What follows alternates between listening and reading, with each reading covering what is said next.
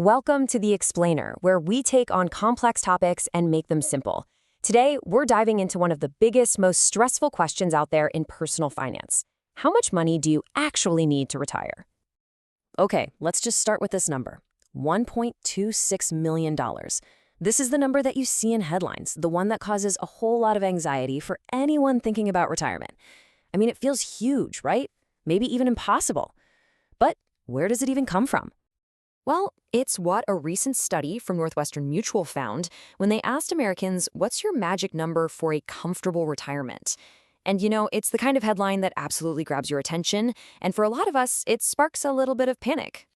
But here's the thing. What if that one single nationwide average just isn't the right number for you? Today, we are going to break down why that number can be so misleading and explore a much more practical way to find your true retirement number. So first, let's just dig into why that number feels so intimidating. It really all comes down to this giant gap between what people think they need and what they actually have. And this chart right here, wow, it really puts that anxiety into perspective. On one side, you've got that goal, $1.26 million. But on the other side, you see the reality for a lot of people who are getting close to retirement. The median 401k for someone in their 50s is just over $250,000. That is $1 million gap. And that gap? Well, it creates this very real, quantifiable fear. Look at this. More than half of all Americans are genuinely worried that their savings just won't last through their lifetime. It is a huge source of financial anxiety, and it's all fueled by comparing our own personal savings to these giant generic numbers. So, here's the most important point we're going to make today. A single national average is a deeply, deeply flawed way to plan your future. Seriously, it's like trying to use the average shoe size in the country to buy your own shoes. It just doesn't make any sense, right? It's not going to work. What's really interesting is that even John Roberts from Northwestern Mutual, the company behind that big study, he points this out too. He says a custom-built plan is always going to beat a simple rule of thumb, every single time. And just think about it for a second. That one magic number completely ignores everything that makes your life, well, your life. Do you want to travel the world or stay close to family? Are you living in a big city like New York or a small town in Kansas? Do you have a pension coming your way? All of these things are going to dramatically change the equation for you.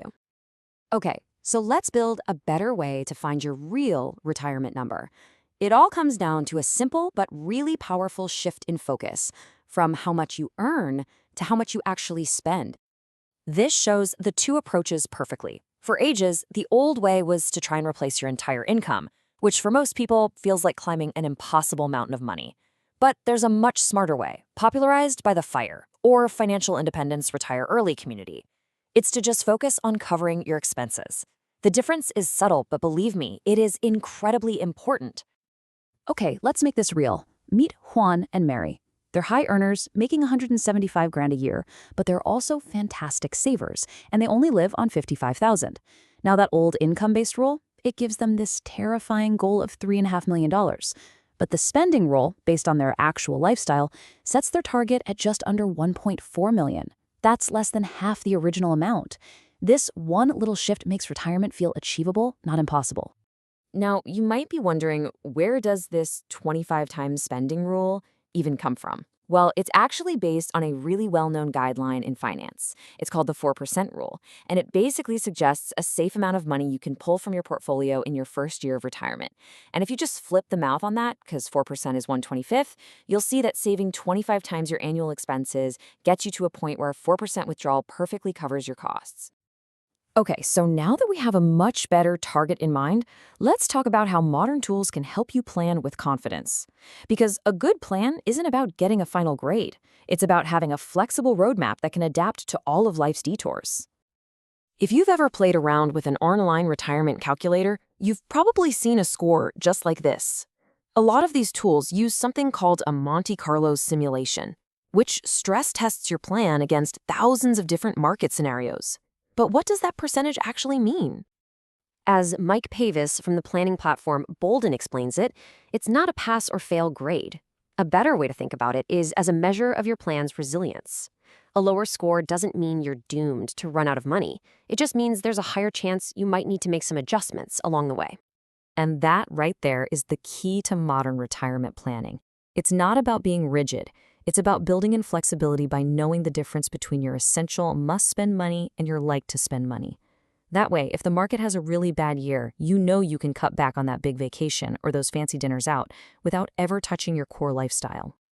So, what are the actual steps you can take, starting right now, to build a strong personal plan and close whatever gap you might have?